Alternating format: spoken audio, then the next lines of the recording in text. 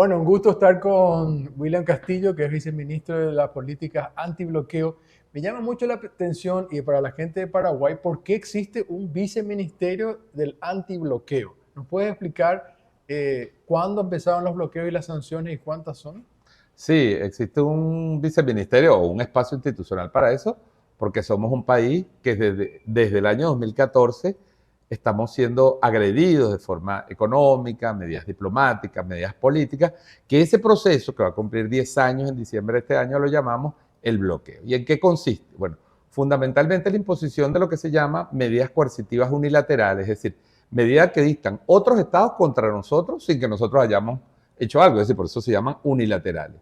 Y coercitivas porque condicionan el comercio exterior de Venezuela, condicionan el comercio de petróleo y gas de Venezuela, impiden a Venezuela participar en el sistema financiero internacional. Venezuela no puede ahorita hacer una transferencia a través del SWIFT, ni siquiera para traer alimentos, porque esa transferencia es bloqueada. Es decir, Venezuela no puede utilizar el sistema financiero. Tenemos nuestra deuda externa bloqueada, que son como 140.000 millones, tenemos la deuda de PDVSA bloqueada, tenemos nuestros activos en el extranjero, como la empresa Citgo Petróleo, que es el séptimo complejo refinador de Estados Unidos, bloqueado, manejado por Estados Unidos y por la dirigencia política de oposición.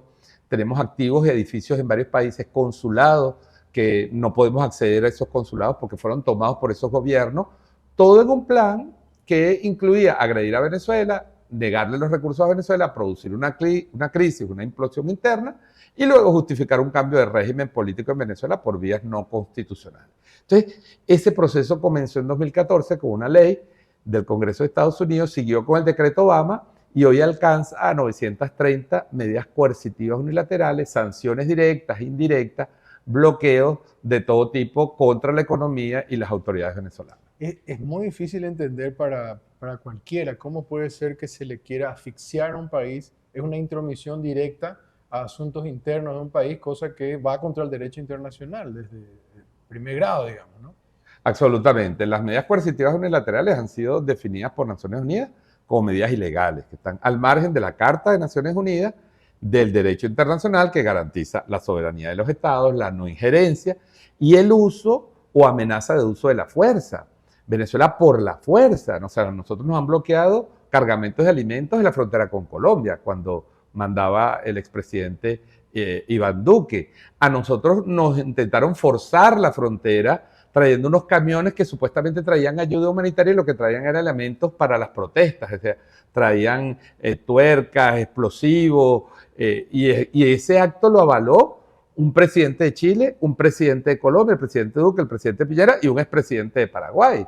El presidente Aldo Benito estuvo ahí en un acto que era agredir la frontera, violar la frontera de otro país. Entonces, te repito, ha habido actos físicos de fuerza, intentos de magnicidio al presidente, ha habido captura de nuestros activos, un avión fue secuestrado en Argentina, acaba de ser destruido por Estados Unidos, un avión de 80 millones de dólares propiedad del Estado venezolano, y como te digo, nuestros activos. Entonces, son medidas que están al margen del derecho internacional, pero además, según el Estatuto de Roma, prohibirle a una población civil el acceso a medicamentos o alimentos, como se nos ha hecho a Venezuela, constituyen delitos de lesa humanidad. Por eso nosotros hemos denunciado a las autoridades de Estados Unidos y de Europa y de otros países por la aplicación de estas medidas ante la Corte Penal Internacional. William, ¿me puedes dar ejemplos? Porque se veía hace unos años imágenes de una Colombia desabastecida y hablando de remedios, digamos, que no había nada en la farmacia. Entonces, ustedes no podían comprar. O sea, ustedes tenían como, quiero ir a comprar, como uno diría de manera de un ciudadano común, quiero ir a comprar a una tienda, un remedio. Y ustedes quieren ir a comprar, pero no le permiten. Así es. Por ejemplo, te puedo citar, hay muchos ejemplos, sí, claro. Son 930 medidas, pero te cito los más importantes. En el año 2016-2017 se nos prohibió comprar vacunas para el programa de vacunación. ¿Qué hizo eso? Que aquí se disparara el sarampión, se disparara, incluso la malaria se reactivó en algunas zonas del país porque aquí se vacuna anualmente a las personas, la difteria se destapó en Venezuela, pero fue el hecho de que no es que había condiciones, sino que no pudimos comprar las vacunas, se nos prohibió pagar las vacunas y además después se nos bloqueó el dinero y no podemos acceder al dinero para llevarnos a otro banco. Entonces, ese tipo de cosas, como te dije, se nos bloquearon alimentos en Colombia, en Brasil, en México, Equipos, por ejemplo, para el sistema eléctrico de Venezuela, turbinas que estaban compradas y pagadas están en puertos de Hamburgo, de Portugal, porque las navieras son presionadas a que no envíen esos equipos a Venezuela. Se nos ha prohibido incluso traer microscopios electrónicos para que durante la pandemia, para investigar el virus, habían unas piezas que comprar y no pudimos durante 4 años. Este año se liberó el permiso para que pudiéramos traer los microscopios electrónicos para poder atender al pueblo e investigar lo que está pasando en las enfermedades. O sea, te puedo citar miles de casos. Venezuela fue incluso baneada, como se dice ahora, Sí. por servicios de internet.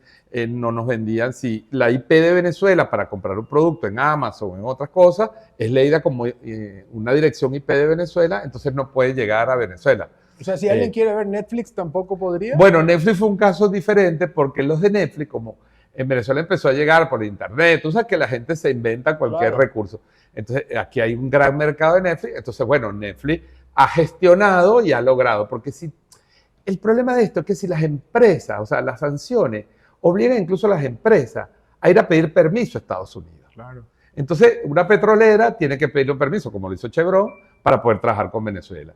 Una empresa de internet tiene que solicitar para poder dar servicios en Venezuela. Entonces, se condiciona hasta los negocios privados, hasta los servicios, empresas estadounidenses. Por eso hay una gran crítica, incluso hay un sector muy crítico en Estados Unidos de las sanciones contra Venezuela, porque dicen que han perdido mercado, porque las sanciones los amenaza a ellos de que si operan con Venezuela, a menos que obtengan ese permiso, entonces pueden ser ellos sancionados. Entonces, es una política absurda que no lleva a ninguna parte. El Congreso de Estados Unidos el año pasado sacó un informe muy duro donde el Departamento de Auditoría del Congreso diciendo la política de sanciones contra Venezuela fracasó, pero además tuvo impactos en la población, en la alimentación, en la salud, en muerte, y le pide a los 2 partidos republicanos que rediseñen una nueva estrategia diplomática para, digamos, buscar relacionarnos nuevamente Pero diplomáticamente. no se con ve Estados eso, William, porque el año pasado el presidente Trump, en un acto de sincericidio, como es Así es. acostumbrado, dijo, nos hubiéramos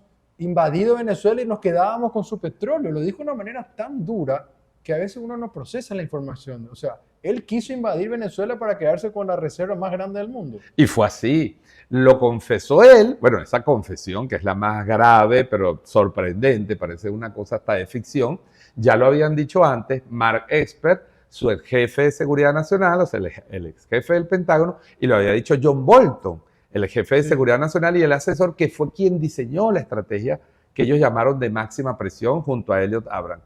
Ellos llegaron en esos años, para que tengas una idea, a decirle a nuestro canciller, Jorge Arreaza, en la sede de Naciones Unidas, en una reunión privada, le dijeron que Venezuela estaba como estaba Floyd, como estaba este ciudadano estadounidense que fue Que mataron. que nos dijeron, ustedes están en el suelo y ahora le vamos a poner la rodilla en el cuello, es decir, los vamos a asfixiar. Es una política nosotros hemos llamado en Venezuela, las patotas son los grupos de delincuentes que por la fuerza agreden a los ciudadanos.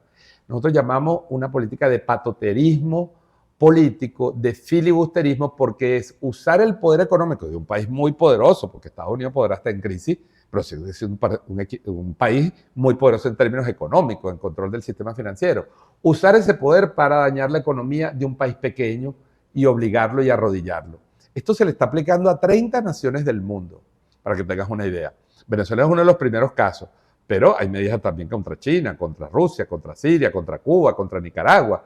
Es decir, y muchos países africanos, son países pequeños, que sufren porque se les bloquean sus exportaciones, sus importaciones. Entonces, es realmente un problema internacional. No me quiero ir del petróleo porque dijiste antes, quiero recordarle a la gente que Venezuela tiene como, a ver, corrígeme si estoy en lo cierto, como estaciones de servicio también en Estados Unidos. Así es, la empresa Citgo, correcto. Una empresa donde uno va a cargar combustible, los gringos van, los norteamericanos, y cargan con su combustible. Pero también le han cortado. Sí, eso fue bloqueado por Donald Trump y se lo entregó a un señor llamado Juan Guaidó, que fue reconocido por 40 países como el supuesto presidente de Venezuela. Aquí es importante decirle al pueblo paraguayo que el señor Guaidó, cuando el 23 de enero del 2019, violando la Constitución, se declara presidente, es reconocido en 2 horas por Estados Unidos, en 4 horas por Colombia. Y el siguiente país que reconoció a Juan Guaidó fue el gobierno de Paraguay.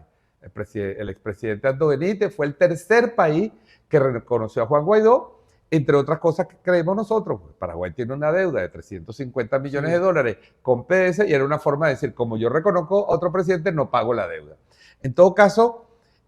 allá se habló incluso de representantes de Guaidó que ofrecieron alguna coima. Así fue un escándalo. Nosotros supimos de un escándalo. Y bueno, nosotros por supuesto tenemos una demanda de arbitraje contra Petropar, que esperemos se pueda solucionar. El nuevo presidente ha dicho que él está dispuesto, en teoría, a buscar una solución a eso. Pero más allá del tema de la deuda, lo que quiero decir, hubo una operación política para capturar nuestros activos. El préstamo en Paraguay, las 4.200 estaciones de servicio en Estados Unidos, las 3 refinerías que tenemos en Estados Unidos, refinerías que teníamos en el Caribe, fueron también capturadas por la oposición y por gobiernos. En Jamaica nos quitaron la participación que teníamos en una refinería, en Curazao. Nos asaltaron, como digo, embajadas, nos quitaron edificios en Centroamérica, en Europa. Es decir, nos quitaron un oro, 32 toneladas de oro están congeladas en el Banco de Inglaterra. Es decir, todos los medios económicos que Venezuela tenía para poder acceder a divisas, traer importaciones, mantener la economía, fueron bloqueadas. Venezuela se quedó prácticamente sin divisas y, bueno, por supuesto, vino una crisis muy fuerte. Y ahí viene también la crisis del petróleo, donde Venezuela ya no podía, digamos, tener tantos barriles, que es su fuente más importante, ¿no? Venezuela perdió 232.000 millones de dólares en 7 años por producción que no se realizó. 232.000 millones de dólares entre 2015 y 2022. Esos son los cálculos que tenemos aquí en el observatorio. Y el impacto, el Producto Interno Bruto cayó a una quinta parte. Venezuela dejó de producir, o sea, productos que no se hicieron, exportaciones que no se hicieron, salarios que no se pagaron. En esos 7 años, 642.000 millones de dólares. Es decir, fue una devastación económica que afectó mucho, generó una gran migración, que nosotros la entendemos, por supuesto, y sabemos que eso ha traído problemas a otros países. Hoy tenemos un plan nacional de regreso voluntario a los migrantes. Han regresado cerca de 1 millón de migrantes ya ha regresado con apoyo del gobierno para reinsertarse en el mercado laboral, pero es verdad que el país sufrió una agresión como ningún país de Sudamérica había sufrido nunca en su historia. Hoy se ve una Venezuela distinta, o sea, lo que nos cuentan allá, que está todo desabastecido, ya ayer estuve en shopping, estuve en el centro, la gente compra, las farmacias están llenas.